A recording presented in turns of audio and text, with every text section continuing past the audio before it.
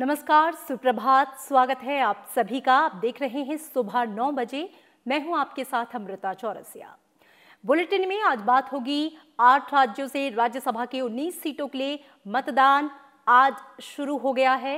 इसके साथ ही भारत चीन सीमा के हालात पर चर्चा करने के लिए प्रधानमंत्री नरेंद्र मोदी ने सर्वदलीय बैठक बुलाई है। ये बैठक आज शाम 5 बजे से होगी।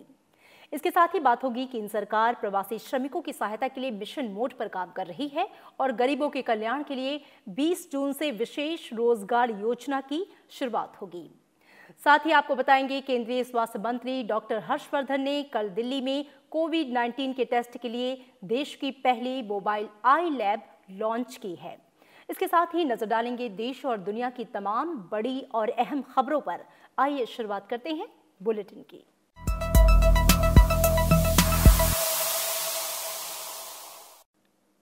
8 राज्यों से राज्यसभा की 19 सीटों के लिए मतदान शुरू हो गया है। मतदान शाम 4 बजे तक होगा। दरअसल 10 राज्यों से राज्यसभा की 24 सीटों के लिए चुनाव होने थे, लेकिन कर्नाटक से 4 और अरुणाचल प्रदेश से 1 उम्मीदवार के निर्विरोध निर्वाचन के बाद से अब 19 सीटों के लिए ही चुनाव हो रहा है। संसद के उच्च सदन राज्यसभा की 19 सीटों के लिए चुनाव में विभिन्न पार्टियों के 28 उम्मीदवारों की किस्मत का फैसला होगा।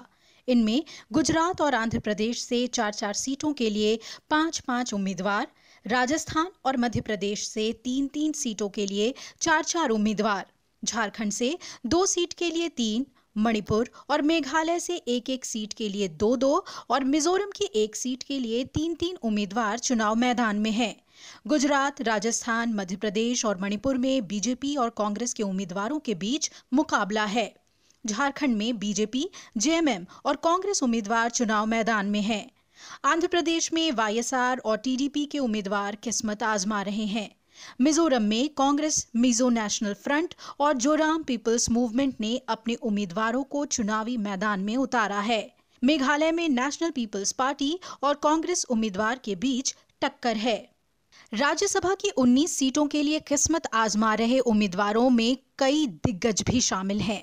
मध्य प्रदेश में कांग्रेस को छोड़कर बीजेपी में आए ज्योतिरादित्य सिंधिया और कांग्रेस नेता दिग्विजय सिंह की किस्मत का भी फैसला होना है। तो गुजरात में बीजेपी के अभय भारद्वाज, रमिलाबेन बारा और नरहरि अमीन, जबकि कांग्रेस की तरफ से शक्ति सिंह गोहिल और भरत सिंह सोलंकी चुनाव मैदान में हैं। झारखंड की राज्यसभा की 2 सीटों के लिए 3 उम्मीदवारों में जेएमएम नेता शिबू सोरेन भी शामिल हैं। इससे पहले कर्नाटक की 4 और अरुणाचल प्रदेश की 1 सीट पर निर्विरोध निर्वाचन हो चुका है। पूर्व प्रधानमंत्री और जेडीएस प्रमुख एचडी देवेगौड़ा, कांग्रेस नेता मल्लिकार्जुन खड़गे और बीजेपी नेता अशोक गस्ती और इरन्ना कडाडी को कर्नाटक से राज्यसभा के लिए निर्विरोध चुना गया है। वहीं अरुणाचल प्रदेश से 1 सीट के लिए बीजेपी नेता नबाम रेबिया को भी निर्विरोध निर्वाचित घोषित किया जा चुका है। राज्यसभा की इन 19 सीटों के लिए मतदान 19 जून सुबह 9 बजे से शाम 4 बजे तक होगा और चुनाव परिणाम उसी दिन शाम को जारी कर दिए जाएंगे। निर्वाचन आयोग ने चुनाव की सभी प्रक्रियाओं को पूरा करने के लिए 22 जून तक का समय तय किया है। इससे पहले ये चुनाव मार्च में होना था, लेकिन कोरोना महामारी के चलते चुनाव तारीख को आगे बढ़ा दिया गया। Bureau report, Rajya Sabha TV. Bharat चीन सीमा के हालात पर चर्चा करने के लिए प्रधानमंत्री नरेंद्र मोदी ने आज सर्वदलीय बैठक बुलाई है। बैठक आज शाम 5 बजे होगी। वर्चुअल बैठक में विभिन्न राजनीतिक दलों के अध्यक्ष शामिल होंगे।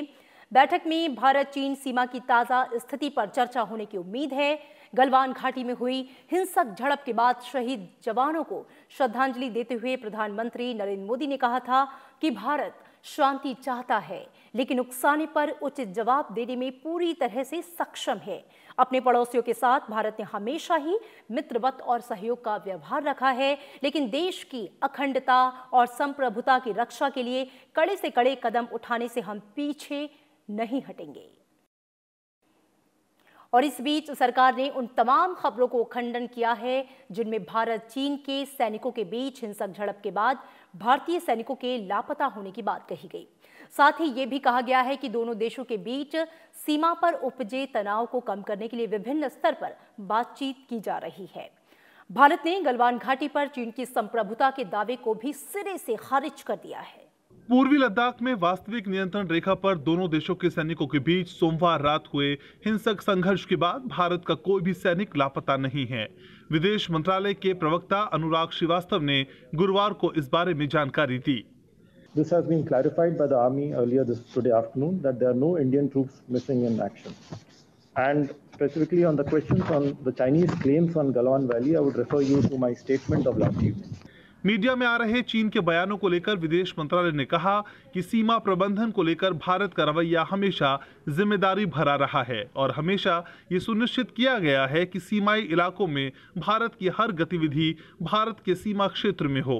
भारत ने चीन को कहा है कि उसे भी वास्तविक नियंत्रण रेखा को ध्यान में रखते हुए अपनी गतिविधियों को उसके क्षेत्र में सीमित रखना चाहिए। भारत ने गलवान घाटी पर चीन की संप्रभुता के दावे को भी सिरे से खारिज कर दिया है। The two sides are in regular touch through their respective embassies and foreign offices. At the ground level, the two sides have maintained communication at the commanders level. Meetings of other established diplomatic mechanisms, such as Working Mechanism for Consultation and Coordination on Border Affairs, WMCC, are under discussion. While we remain firmly convinced of the need for maintenance of peace and tranquility in the border areas, and the resolution of differences through dialogue. At the same time, as Honorable PM stated yesterday, we are also strongly committed to ensuring India's sovereignty and territorial integrity. Galwan घाटी में दोनों देशों के सैनिकों के बीच हुए हिंसक संघर्ष के बाद तनाव को कम करने के लिए राजनीतिक और सैन्य स्तर पर बातचीत की जा रही है। इसी के तहत भारत और चीन के बीच सैन्य स्तर पर बातचीत जारी है, जबकि इससे पहले विदेश मंत्री डॉक्टर एस जयशंकर ने बुधवार को चीन के विदेश मंत्री वांग यी से फोन पर बात की थी। भारत की तरफ से चीन को स्पष्ट संदेश दिया गया कि सीमाई इलाकों में उसे अपनी गतिविधियों को लेकर सुधारात्मक कदम उठाने चाहिए। अखिलेश सुमन, राज्यसभा टीवी। विदेश मंत्री एस जयशंकर 23 जून को रूस भारत चीन यानी कि RIC की त्रिपक्षीय डिजिटल कॉन्फ्रेंस में हिस्सा लेंगे। इस सम्मेलन में एस जयशंकर के अलावा चीन के विदेश मंत्री वांग यी और उनके रूसी समकक्ष सर्गेई लावरोव भी शिरकत करेंगे। विदेश मंत्रालय के प्रवक्ता अनुराग श्रीवास्तव ने बैठक में विदेश मंत्री एस जयशंकर के भाग लेने की पुष्टि की है। See, the Russia-India-China foreign ministers meeting is scheduled on 23rd June. Russia is the chair this year. Russia has called for a special session of the RIC meeting to commemorate the 75th anniversary of the victory in the Second World War over Nazism and creation of the United Nations. It will be the first meeting of the RIC foreign ministers which will be taking place through video conferencing. EM will be participating in this meeting.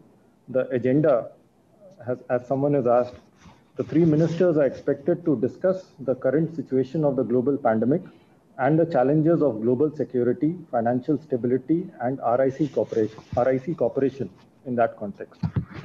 And this is going to be a trilateral meeting. आत्मनिर्भर भारत की दिशा में ऊर्जा जरूरतों को पूरा करने के लिए एक अहम कदम की शुरुआत करते हुए प्रधानमंत्री नरेंद्र मोदी ने कोयले के व्यावसायिक खनन की नीलामी का कल शुभारंभ किया। वीडियो कॉन्फ्रेंसिंग के जरिए प्रधानमंत्री ने 41 कोयला खदानों की नीलामी की शुरुआत की। इस मौके पर उन्होंने कहा कि आपदा कितनी ही बड़ी क्यों ना हो, उसको अवसर में बदलने के लिए भारत कृत संकल्पित है। उन्होंने कहा कि कोरोना संकट ने भारत को आत्मनिर्भर होने का सबक भी दिया है। आत्मनिर्भर भारत अभियान के तहत निजी क्षेत्र के लिए 41 कोल ब्लॉक्स की नीलामी की प्रक्रिया शुरू हो गई है। प्रधानमंत्री नरेंद्र मोदी ने वीडियो कॉन्फ्रेंस के जरिए गुरुवार को नीलामी प्रक्रिया की शुरुआत की। प्रधानमंत्री ने कहा कि सरकार न केवल वाणिज्यिक कोयला खनन के लिए नीलामी की शुरुआत कर रही है, बल्कि कोयला क्षेत्र के लिए दशकों का लॉकडाउन भी खत्म कर रही है। प्रधानमंत्री ने यह भी कहा कि भारत ने प्रतिस्पर्धा, पूंजी, भागीदारी और प्रौद्योगिकी को बढ़ावा देने के लिए कोयला और खनन क्षेत्र को पूरी तरह से खोलने का बड़ा फैसला लिया है। साथियों, एक मजबूत माइनिंग और मिनरल सेक्टर के बिना सेल्फ रिलायंस संभव नहीं है, क्योंकि मिनरल्स और माइनिंग हमारी इकोनॉमी के इंपॉर्टेंट पिलर्स हैं। कोयला क्षेत्र के लिए पुरानी नीतियों की आलोचना करते हुए प्रधानमंत्री ने कहा कि भारत के विशाल कोयला भंडारों के कारण इसे दुनिया का सबसे बड़ा कोयला निर्यातक होना चाहिए। उन्होंने कहा कि महीने भर के भीतर ही हर घोषणा, हर रिफॉर्म्स, चाहे वो कृषि सेक्टर में हो, चाहे सूक्ष्म, लघु और मझोले उद्योग के सेक्टर में हो, या फिर अब कोल और खनन के सेक्टर में हो, तेजी से जमीन पर उतर रहे हैं। उन्होंने कहा कि आत्मनिर्भर भारत के जरिए देश आयात पर अपनी निर्भरता को खत्म करेगा और लाखों करोड़ रुपए विदेशी मुद्रा की बचत होगी। कॉमर्शियल कोल माइनिंग के लिए आज जो ऑक्शन की शुरुआत हो रही है, वो हर स्टेक होल्डर्स के लिए विन विन सिचुएशन है। इंडस्ट्रीज को, आपको, अपने बिजनेस, अपने इन्वेस्टमेंट के लिए हम नए रिसोर्सेज मिलेंगे। उम्मीद की जा रही है कि इन कोयला खदानों के जरिए 225 मीट्रिक टन की अधिकतम अनुमानित उत्पादन क्षमता हासिल करने पर ये खान 2025-26 में देश के कोयले के कुल अनुमानित उत्पादन में करीब 15% का योगदान देंगी। साथ ही 2,80,000 से ज्यादा लोगों के लिए रोजगार सृजन होगा। इनमें लगभग 70,000 लोगों को प्रत्यक्ष रोजगार और लगभग 2,10,000 लोगों को अप्रत्यक्ष रोजगार मिलेगा। सरकार को अगले 5 से 7 साल में इस क्षेत्र में 33,000 करोड़ रुपए के पूंजी निवेश की उम्मीद है और ये खान राज्य सरकारों को सालाना 20,000 करोड़ रुपए के राजस्व का योगदान देंगी। Bureau report, Rajya Sabha TV. केंद्र सरकार प्रवासी श्रमिकों की सहायता के लिए मिशन मोड में काम कर रही है और इसके तहत गरीबों के कल्याण के लिए 20 जून से विशेष रोजगार योजना की शुरुआत होगी। प्रधानमंत्री नरेंद्र मोदी वीडियो कॉन्फ्रेंसिंग के जरिए बिहार के खगड़िया जिले से गरीब कल्याण रोजगार अभियान की शुरुआत करेंगे और इसका मकसद प्रवासी श्रमिकों के लिए ग्रामीण क्षेत्रों में आजीविका के अवसर बढ़ाने के साथ ही स्थायी बुनियादी ढांचा तैयार करना है। लॉकडाउन के दौरान विभिन्न राज्यों से अपने घरों को लौटे प्रवासी श्रमिकों और गांव के लोगों को सशक्त बनाने और आजीविका के अवसर प्रदान करने के लिए केंद्र सरकार गरीब कल्याण रोजगार अभियान की शुरुआत करने जा रही है। प्रधानमंत्री नरेंद्र मोदी शनिवार को बिहार के खगड़िया जिले के बेलदौर ब्लॉक के तेलिहार गांव से इस अभियान की शुरुआत करेंगे। बिहार के मुख्यमंत्री और उप मुख्यमंत्री की मौजूदगी में वीडियो कॉन्फ्रेंसिंग के जरिए ये कार्यक्रम होगा। केंद्रीय वित्त मंत्री निर्मला सीतारमण ने गुरुवार को इस अभियान के बारे में जानकारी दी। Nearly 25 schemes of the government are all going to be brought together, and within those 125 days, we shall reach saturation levels for each of those schemes. So if it was a Jal Jeevan mission, or if it was anything to do with, laying of Pradhan Mantri Gram Sadak Yojana, or building Awas Yojana, everyone who needs the assignment will be given the jobs. And under the 25 different works, the objectives which have to be achieved will be achieved using the Shramik who are there having returned from different parts of the country. 6 राज्यों के 116 जिलों में आजीविका के अवसर बढ़ाने के लिए यह अभियान 125 दिन तक चलाया जाएगा। बिहार, उत्तर प्रदेश, मध्य प्रदेश, राजस्थान, झारखंड और ओडिशा में यह अभियान चलाया जाएगा। इसका मकसद रोजगार के अवसर बढ़ाने के साथ स्थायी बुनियादी ढांचा तैयार करना है। इस अभियान के तहत 50,000 करोड़ रुपए के 27 तरह के सार्वजनिक कार्य कराए जाएंगे। ये 6 राज्यों के 27 आकांक्षी जिले भी इस योजना में शामिल किए गए हैं। प्रवासी श्रमिकों की सहायता के मिशन मोड में चलाए जाने वाले इस अभियान से 1/3 प्रवासी श्रमिकों के लाभान्वित होने का अनुमान है। And I'm glad to say, to recall, that in our budget and also during the announcement, during Atmanirbhar Abhiyan announcements, we had come up with the viability gap funding for building agriculture related infrastructure, for ensuring that those farmer producer organizations will go into the villages to create agri-processing units. Now all of them are being brought together so that there's a synergy. Monies are being pulled in towards asset creation with a time limit given, and Shramik can be sure that where they have gone back, they have work given to them. गरीब कल्याण रोजगार अभियान 12 विभिन्न मंत्रालयों और विभागों के तालमेल के साथ एक समन्वित प्रयास होगा। इनमें ग्रामीण विकास, पंचायती राज, सड़क परिवहन और राजमार्ग, खान पेयजल और स्वच्छता, पर्यावरण, रेलवे, पेट्रोलियम और प्राकृतिक गैस, नई और नवीकरणीय ऊर्जा, सीमा सड़क, दूरसंचार और कृषि मंत्रालय शामिल है। Bureau report, Rajya Sabha TV. प्रधानमंत्री नरेंद्र मोदी ने असम के तिनसुकिया जिले में ऑयल इंडिया लिमिटेड के बागजान तेल कुएं में आग लगने से उत्पन्न स्थिति की समीक्षा की।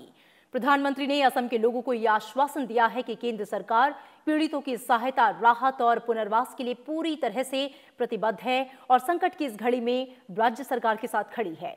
उन्होंने पेट्रोलियम और प्राकृतिक गैस मंत्रालय को यह निर्देश भी दिया कि इस घटना की गंभीरता से जांच की जाए और ऐसा प्रबंध किया जाए कि भविष्य में ऐसी घटना ना हो।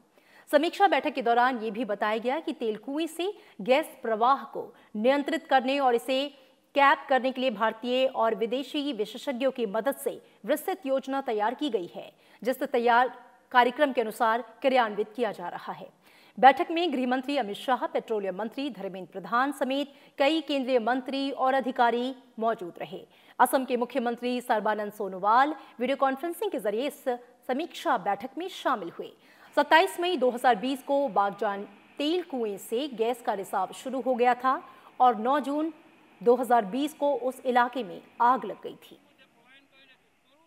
प्रधानमंत्री नरेंद्र मोदी ने लोगों से इस बार अपने घर में ही योग दिवस मनाने का अनुरोध किया है। कोरोना महामारी को देखते हुए प्रधानमंत्री ने 6ठे अंतर्राष्ट्रीय योग दिवस से पहले यह अपील की है। हर साल 21 जून को योग दिवस मनाया जाता है। प्रधानमंत्री नरेंद्र मोदी का संदेश अंतर्राष्ट्रीय योग दिवस के अवसर पर होने वाले मुख्य कार्यक्रम का मुख्य आकर्षण होगा। प्रधानमंत्री के संदेश को 21 जून 2020 की सुबह 6:30 बजे टेलीविजन पर प्रसारित किया जाएगा। इस बार अंतर्राष्ट्रीय योग दिवस की थीम घर पर योग और परिवार के साथ योग है। इस बार का योग दिवस भी उतने ही उत्साह से मनना चाहिए, उतनी ही ऊर्जा से मनना चाहिए। हाँ, आप जरूरी दिशा निर्देश का पालन करते हुए योग दिवस मनाएं। इसलिए इस वर्ष अंतर्राष्ट्रीय योग दिवस की theme yoga at home and yoga with family, ये बहुत जानबूझकर के विषय तय किया गया है। और इसी के साथ यहां पर रुकेंगे एक छोटे से ब्रेक के लिए। आप देखते रहिए राज्यसभा टीवी।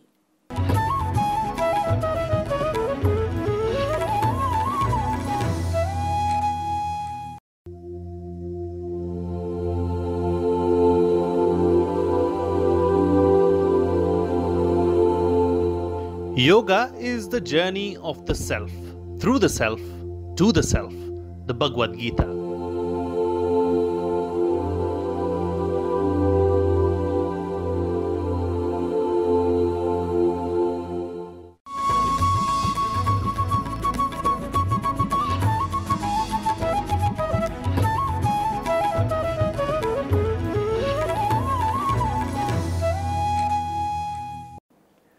ब्रेक के बाद स्वागत है आप सभी का। आप देख रहे हैं राज्यसभा टीवी और खबरों में बढ़ेंगे आगे।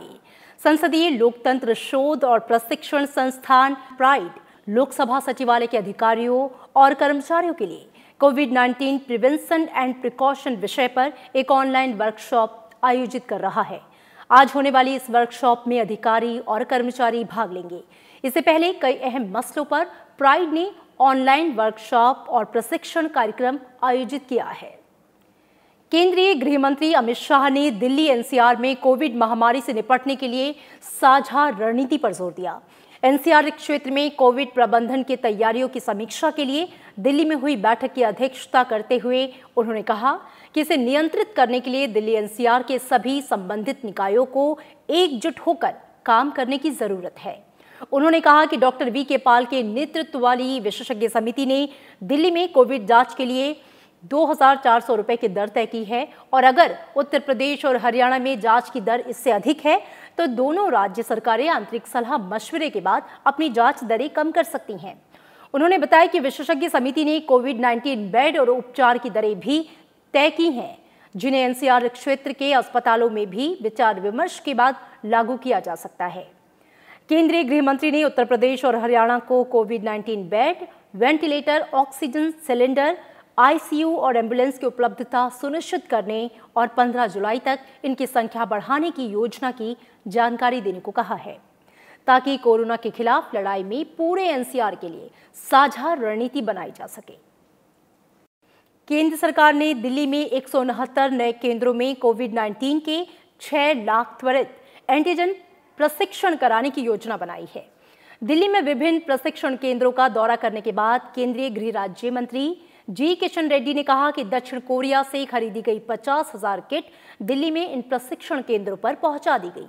उन्होंने ये भी कहा कि केंद्र सरकार ने दिल्ली में विभिन्न अस्पतालों को 500 अतिरिक्त वेंटिलेटर और 650 एम्बुलेंस वाहन उपलब्ध कराए हैं। उन्होंने बताया कि केंद्र ने दिल्ली सरकार को कोविड-19 से निपटने के लिए अन्य सहायता के अतिरिक्त उपकरणों के लिए 277 करोड़ रुपए दिए हैं। उन्होंने कहा कि केंद्र सरकार राष्ट्रीय राजधानी में वायरस का प्रसार रोकने और स्वास्थ्य देखभाल सुविधाएं प्रदान करने के प्रति वचनबद्ध है। केंद्रीय स्वास्थ्य मंत्री डॉक्टर हर्षवर्धन ने कल दिल्ली में कोविड-19 के टेस्ट के लिए देश की पहली मोबाइल आई लैब लॉन्च की। ये देश के ग्रामीण क्षेत्रों में तैनात की जाएगी, जहां पर टेस्टिंग लैब की सुविधा नहीं है। इस मोबाइल लैब की मदद से रोजाना 25 RT-PCR टेस्ट, 300 एलिजा टेस्ट किए जा सकते हैं। साथ ही इस लैब से CGHS दर पर टीबी और HIV टेस्ट की भी सुविधा मिलेगी। केंद्रीय स्वास्थ्य मंत्री ने इन मोबाइल लैब्स को हरी झंडी दिखाई है और इस मौके पर उन्होंने कहा कि देश ने फरवरी में एक प्रयोगशाला के साथ कोविड के खिलाफ लड़ाई शुरू की थी और आज देश भर में 953 प्रयोगशालाएं हैं और इसी कड़ी में दूरदराज के इलाकों में कोरोना की जांच सुविधाओं को सुनिश्चित करने के लिए ऐसे मोबाइल लैब को विकसित किया गया है। एक आई लैब इसको विकसित किया है, जिसमें कोविड जैसी महत्वपूर्ण बीमारियों का RT-PCR टेस्ट, एंटीबॉडीज़ के डिटेक्शन के लिए एलाइजा टेस्ट और पोस्ट कोविड पीरियड में दूसरी भी जो समय समय पर ऐसी बीमारियां देश में आती हैं जिनका आउटब्रेक कहीं पर भी देश में होता है और उनके लिए दूर दराज के इलाकों में टेस्टिंग की सुविधाओं का अभाव होता है, तो ये state of the art mobile laboratory विकसित की है। केंद्रीय स्वास्थ्य मंत्रालय ने डॉक्टरों, नर्सिंग स्टाफ और अन्य स्वास्थ्य कर्मियों के लिए क्वारंटाइन की अवधि को 14 दिन से घटाकर 1 हफ्ता कर दिया है। किसी कोरोना संक्रमित या सांस की बीमारी के मरीज के संपर्क में आने की स्थिति में उन्हें क्वारंटाइन में जाना होता है। मंत्रालय की ओर से जारी एडवाइजरी के मुताबिक डॉक्टर या अन्य स्वास्थ्य कर्मी के प्रोफाइल को देखते हुए नोडल अफसर या विभाग प्रमुख उन्हें अतिरिक्त 7 दिन क्वारंटाइन में रहने का निर्देश दे सकते हैं। यह एडवाइजरी कोविड और नॉन कोविड सभी विभाग में काम करने वाले चिकित्सा कर्मियों के लिए है। सरकार ने कहा कि क्वारंटाइन की अवधि बढ़ाते समय उनकी आयु और स्वास्थ्य को ध्यान में रखा जाएगा। देश की राजधानी दिल्ली में कोरोना वायरस टेस्ट के रेट तय कर दिए गए हैं। दिल्ली में अब कोरोना की जांच के लिए 2,400 रुपए चुकाने होंगे और इसी बीच दिल्ली के कोविड-19 के 2,877 मामले सामने आने के बाद से संक्रमण के कुल मामलों की संख्या 49,000 के पार पहुंच गई। अब तक 23,341 मरीज उपचार के बाद स्वस्थ हो चुके हैं और कोविड-19 के 26,669 मरीजों का इलाज फिलहाल चल रहा है। और इस बीच कोरोना के बढ़ते प्रसार के मद्देनजर तमिलनाडु राज्य सरकार ने 4 जिलों में लॉकडाउन करने का फैसला किया है। चेन्नई, तिरुवल्लुर, चेंगलपेट, कांचीपुरम में आज से 30 जून तक लॉकडाउन लागू होगा। लॉकडाउन वाले चारों जिलों में आवश्यक सेवाओं के लिए फिलहाल छूट दी गई है। CSIR की लखनऊ स्थित प्रयोगशाला सेंट्रल ड्रग रिसर्च इंस्टीट्यूट को एंटीवायरल दवा ओमिफेनोविर के चिकित्सकीय परीक्षण के लिए भारत सरकार के औषधि महानियंत्रक यानी कि DJI से अनुमति मिल गई है। ये परीक्षण KGMU Lucknow, doctor Ram Manohar Lohia institute of medical sciences Lucknow और Era's Lucknow medical college and hospital Lucknow में किया जाएगा। चीन और रूस में उमीफेनोविर का उपयोग मुख्य रूप से इन्फ्लुएंजा के इलाज के लिए किया जाता है। CSIR CDRI के निदेशक ने यह कहा है कि दवा के लिए सभी एक्टिव फार्मास्यूटिकल इंग्रेडिएंट स्वदेशी रूप से उपलब्ध हैं और अगर क्लिनिकल परीक्षण सफल रहा तो उमीफेनोविर कोविड-19 के खिलाफ एक सुरक्षित, प्रभावकारी और सस्ती दवा हो सकती है। सरकार ने हाइड्रोक्लोरोक्विन API और इसके फॉर्मुलेशंस के निर्यात पर प्रतिबंध हटा दिया है। विदेश व्यापार महानिदेशालय यानी कि DGFT ने इस संबंध में अधिसूचना जारी कर तत्काल प्रभाव से रोक हटाने का ऐलान किया। सरकार ने 25 मार्च को कोविड-19 महामारी के प्रकोप के मद्देनजर इस दवा के निर्यात पर पूरी तरह से रोक लगा दी थी। कोरोना संक्रमण से बचाव और कोविड-19 महामारी के इलाज में हाइड्रोक्लोरोक्विन की प्रमुख भूमिका की संभावना व्यक्त की गई है और दुनिया में इस पर क्लिनिकल ट्रायल भी हुए, लेकिन विश्व स्वास्थ्य संगठन ने फिर से इसके परीक्षण पर रोक लगा दी है। कोविड-19 के खिलाफ साझा सहयोग के तहत फ्रांस और भारत ने गुरुवार को 200 मिलियन यूरो के अहम समझौते पर हस्ताक्षर किए। विश्व बैंक के जरिए भारतीय अधिकारियों के सहयोग से विकसित किया गया ये कार्यक्रम भारत सरकार के मौजूदा सामाजिक सुरक्षा उपायों को और बढ़ावा देगा। प्रधानमंत्री गरीब कल्याण योजना के माध्यम से ये कार्यक्रम कोविड-19 से प्रभावित लोगों और कम आयु वाले परिवारों को आगे के लाभ प्रदान करेगा। ये समझौता कोविड के खिलाफ जंग में सबसे आगे बढ़कर भूमिका अदा करने वाले स्वास्थ्य सेवा, स्वच्छता और सुरक्षा समेत तमाम अग्रिम पंक्ति के लोगों को स्वास्थ्य बीमा प्रदान करके उनकी सुरक्षा प्रदान करने के साथ ही प्रवासी श्रमिकों के लिए भी सहायक साबित होगा। और विश्व स्वास्थ्य संगठन की शीर्ष वैज्ञानिक डॉक्टर सौम्या स्वामीनाथन ने गुरुवार को कहा कि कोरोना की वैक्सीन को लेकर एजेंसी आशावादी है। साल के अंत से पहले कोविड-19 के टीके उपलब्ध हो सकते हैं। उन्होंने कहा कि WHO को अगले साल के अंत तक कोविड-19 वैक्सीन की लगभग 2 अरब खुराकें तैयार होने की उम्मीद है, जो कि प्राथमिकता वाली आबादी के लिए आरक्षित होंगी। डॉक्टर सौम्या स्वामीनाथन ने कहा कि ये एक बड़ी बात है क्योंकि हमारे पास अभी कोई वैक्सीन नहीं है जो कि प्रामाणिक हो। वहीं दुनिया भर में कोरोना वायरस से संक्रमित लोगों की संख्या बढ़ती जा रही है। जॉन हॉपकिंस यूनिवर्सिटी के अनुसार दुनिया भर में कोरोना वायरस से संक्रमित लोगों की जो कुल संख्या है वो 84 लाख के पार पहुंच गई। वहीं अब तक 4,50,000 लोग अपनी जान गंवा चुके हैं। We are hoping that in 2021 that we will have 2 billion doses of 1 or 2 or 3 effective vaccines to be distributed around the world. There's a big if there because we don't yet have any vaccine that's proven. केंद्रीय सड़क परिवहन और राजमार्ग मंत्री नितिन गडकरी ने उम्मीद जताई है कि अगले 5 वर्षों में भारत इलेक्ट्रिक वाहनों का विनिर्माण केंद्र यानी कि हब बन जाएगा। India's electric vehicle road map post कोविड-19 पर आयोजित वेबिनार को संबोधित करते हुए उन्होंने कहा कि सरकार की ओर से इस क्षेत्र को हर संभव रियायतें प्रदान करने की कोशिशें की जा रही हैं और विद्युत वाहनों पर GST को घटाकर 12% कर दिया गया है।